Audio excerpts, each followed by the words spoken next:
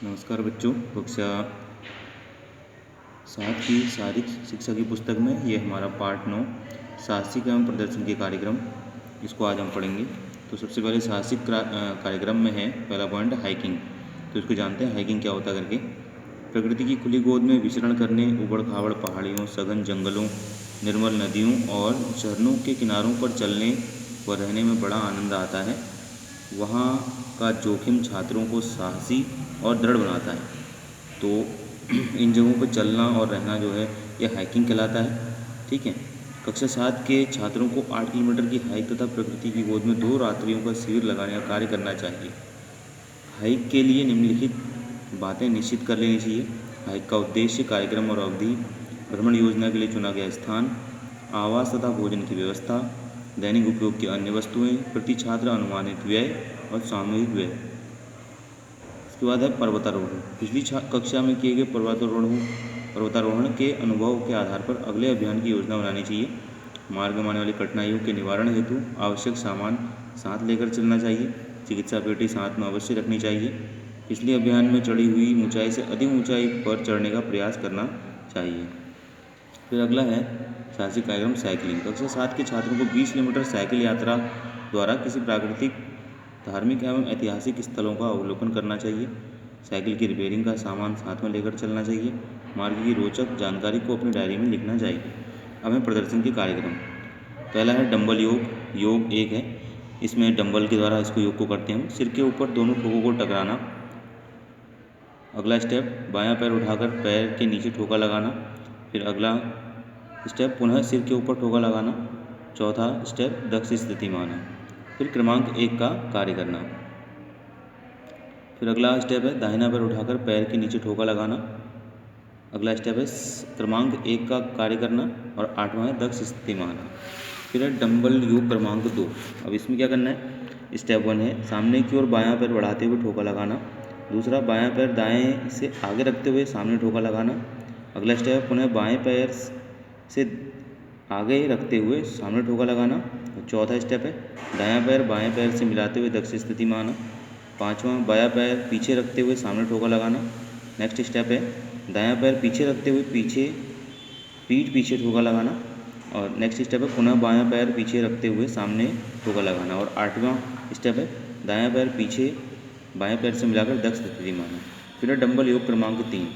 ठीक है। इसमें पहला स्टेप है बायां पैर आगे रखकर सामने ठोका लगाना। दूसरा स्टेप है दाएं घुटने को जमीन पर रखते हुए अगले पैर को घुटने से मोड़ना तथा सिर के ऊपर ठोका लगाना। तीसरा स्टेप है दोनों घुटने सीधे करते हुए सामने ठोका लगाना। चौथा है बाएं पैर को पीछे दाएं पैर से मिलाकर दक्ष स्थिति में आना। फिर 5वां है दायां पैर आगे बढ़ाकर सामने ठोका लगाना। छठा है बाएं घुटने को जमीन पर लगाकर दाएं पैर को घुटने से मोड़ना या सिर के ऊपर ठोका लगाना। 7वां स्टेप है दोनों घुटने सीधे करते हुए सामने ठोका लगाना। और 8वां है दाएं पैर को पीछे बाएं पैर से मिलाकर दक्ष स्थिति में आना। फिर है डंबल योग क्रमांक 4। इसमें पहला स्टेप है उछलकर बाईं ओर घूमकर दोनों पैर खोलना तथा सिर के ऊपर ठोका लगाना। दूसरा स्टेप है नीचे झुककर पैरों के पास ठोका लगाना। तीसरा स्टेप है पुनः सिर के पास ठोका लगाना। और चौथा है दक्ष स्थिति में आना। यही कार्य 4 दिशाओं में करना। तो ये डंबल योग क्रमांक 4 है। फिर इसके बाद आता है योग चाप। तो योग चाप क्या होता है इसको देखते हैं। द्विताल में गति के प्रयोग। गति के सभी प्रयोग घुटनों से दबते हुए करने चाहिए। स्तवक, गति में स्तवक की आज्ञा क्रमांक 1 पर होगी और क्रमांक 2 में बाएं पैर को दाएं पैर से मिलाकर रुकना था, खड़े खड़े एक बार द्विताल बजाना। अब पहला पॉइंट है इसमें गति पुरुष दक्षिण पद प्रकार 1 में द्विताल बजाते हुए क्रमांक 1 में दायां पैर 30 सेंटीमीटर आगे रखना। क्रमांक 2 में बायां पैर के तलवे के मध्य भाग को दाएं पैर की एड़ी से 30 अंश का कोण बनाते हुए मिलाना। प्रकार 2 में कमर से झुककर सामने जमीन के पास द्विताल बजाते हुए क्रमांक 1 में दायां पैर 30 सेंटीमीटर आगे बढ़ाना और क्रमांक 2 में बाएं पैर के तलवे के मध्य भाग को दाएं पैर की एड़ी से 30 अंश का कोण बनाते हुए मिलाना। फिर प्रकार 3 है इसका, सिर के ऊपर द्विताल बजाते हुए क्रमांक 1 में दायां पैर 30 सेंटीमीटर आगे रखना और क्रमांक 2 में बायां पैर तलवे को दाएं पैर की एड़ी से 30 अंश के कोण बनाते हुए मिलाना। फिर अगला पॉइंट है गति पुरुष वाम पद।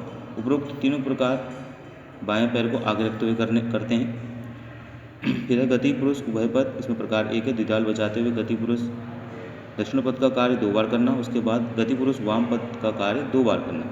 प्रकार 2 में कमर से झुककर ताल बजाते हुए गतिपुरुष दक्षिण पद का कार्य 2 बार करना और उसके बाद 2 बार गतिपुरुष वाम पद का कार्य करना। प्रकार 3 है सिर के ऊपर ताल बजाते हुए गतिपुरुष दक्षिण पद की क्रिया 2 बार करना और उसके बाद गतिपुरुष वाम पद की क्रिया को 2 बार करना। फिर अगला पॉइंट है गति प्रति दक्षिण पद। ताल बजाते हुए क्रमांक 1 में दाएं पैर को 30 सेंटीमीटर पीछे रखना और क्रमांक 2 में बाएं पैर की एड़ी को दाएं पैर के तलवे के मध्य भाग से 30 अंश का कोण बनाते हुए मिलाना। फिर आया गति प्रति वाम पद।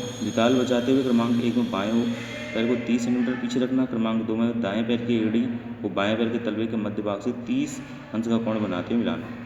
फिर आया गति प्रति उभय पद। पहले गति प्रति दक्षिण पद का कार्य 2 बार करना, फिर 2 बार गति प्रति वाम पद का कार्य करना। फिर अगला पॉइंट है गति पार्श्व दक्षिण पद। इसमें 3 प्रकार हैं। प्रकार 1 में द्विताल बजाते हुए क्रमांक 1 में दायां पैर दाईं ओर 30 सेंटीमीटर की दूरी पर रखना, क्रमांक 2 में बायां पैर दाएं पैर से मिलाना। प्रकार 2 में कमर से झुककर सामने द्विताल बजाते हुए क्रमांक 1 में दाएं पैर 30 सेंटीमीटर दाईं ओर रखना और क्रमांक 2 में बायां पैर दाएं पैर से मिलाना। और प्रकार 3 में सिर के ऊपर द्विताल बजाते हुए क्रमांक 1 में दायां पैर 30 सेंटीमीटर दाईं ओर रखना और क्रमांक 2 में बायां पैर दाएं पैर से मिलाना। फिर अगला जो पॉइंट है वो है गति पार्श्व वाम पद। उक्त तीनों प्रकार बाएं पैर को 30 सेंटीमीटर बाईं ओर रखकर दाएं पैर को उसके साथ मिलाते हुए करना। फिर है मयूर गति प्रकार 1। इसमें क्रमशः 1 गतिपुरुष दक्षिण पद दाएं कोने में 2 बार करना। अंतिम अंक ताल पर बाएं पैर की एड़ी से दाएं नितंब को स्पर्श करते हुए पंजे के बल ऊपर उठाना और बाईं ओर घूमना। क्रमशः 2 गतिपुरुष वाम पद बाएं कोने में 2 बार करना। अंतिम अंक ताल पर बाएं पैर की एड़ी से बाएं नितंब को स्पर्श करते हुए पंजे के बल ऊपर उठना तथा दाईं ओर घूमना। फिर है मयूर गति प्रकार 2। मयूर गति प्रकार 1 के समान कार्य करना है। केवल पीछे उठाकर पीछे नितंब से स्पर्श करने के स्थान पर पैर को सामने सीने तक घुटना उठाना है। ठीक है, तो थोड़ा सा अंतर है इसमें। फिर इसके बाद है मीनारे बनाना। मीनारे बनाना बहुत ही मनोरंजक कार्य है। इससे शारीरिक अंगों का व्यायाम होता है। प्रतिभागियों को भी मीनारे बनाने में बहुत आनंद आता है। दर्शकों का भरपूर मनोरंजन होता है। मीनारे बनाने के लिए निम्नलिखित बातों का ध्यान रखना आवश्यक है। सभी छात्रों का वेग एक जैसा होना चाहिए। नंगे पैर मीनारे बनानी चाहिए। सिर पर कैप नहीं होनी चाहिए। मीनार बनाते समय बोलना या हंसना नहीं चाहिए। नीचे मजबूत छात्र तथा ऊपर हल्के छात्र होने चाहिए। आदेश मिलते ही इस प्रकार से मीनार बनानी चाहिए। कम से कम समय में फुर्ती से बनाई गई मीनार रोचक लगेगी। कुशल शिक्षक की देखरेख में मीनार बनानी चाहिए। अब कुछ इसमें मीनार के चित्र हैं जिनको आप देख पा रहे हैं। जैसे ये दिया है 4 बच्चे नीचे हैं, 2 बच्चे उनके कंधों पर इस तरह से चढ़े हुए हैं। ठीक है, अगला इस प्रकार का है। ये इसमें 2 बच्चे के ऊपर एक बच्चा इस तरह से चढ़ा हुआ है और यहाँ 2 बच्चों के ऊपर एक बच्चा उनके हाथों में इस तरह चढ़ा हुआ है।